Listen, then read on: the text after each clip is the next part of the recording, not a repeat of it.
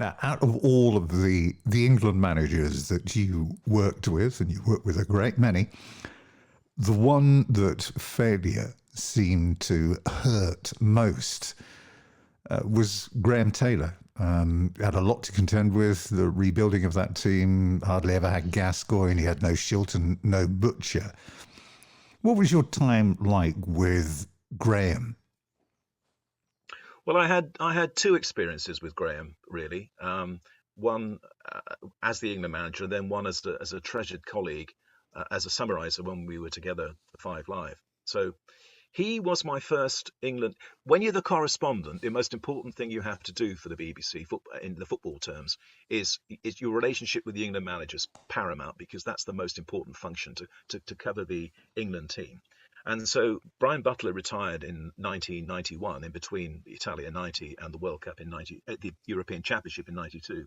And so Graham Taylor was my first England manager, and he made a lot of mistakes, and hand on heart, he probably looking back would have realised those himself.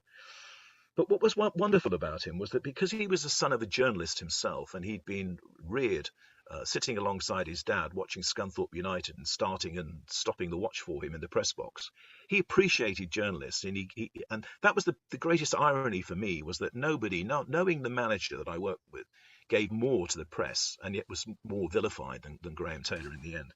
And he didn't have any luck at all. He came in. Not many people wanted him. They accused him of being a long ball merchant, but even forgetting that probably the most famous goal England ever scored in the entire history of English football was from a long ball by Bobby Moore to Jeff Hurst, but that's by the by. And he, the mistake he made probably was to try and do it his own way without, and he sort of dismantled a lot that Bobby Robson had created. And for example, he relieved Don Howe of his position as assistant manager. And it was interesting that then when Terry Venables took over from Graham Taylor, he immediately brought Don Howe back. And he discarded players like Chris Waddle because he wanted his own team, maybe through slight insecurity around him.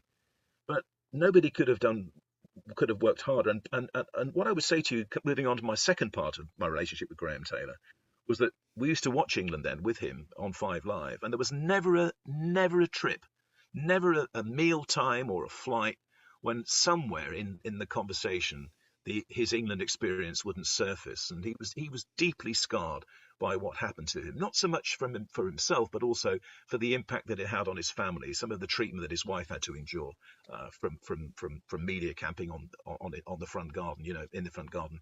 It never ever left him. And it was interesting that when I went to his funeral in Watford, and I really thought that was a good thing to do. Most of the talk, most of the eulogies that day were about Graham Taylor as a great club manager, and which people forget. I mean, people forget what he did at Lincoln, at Watford in particular.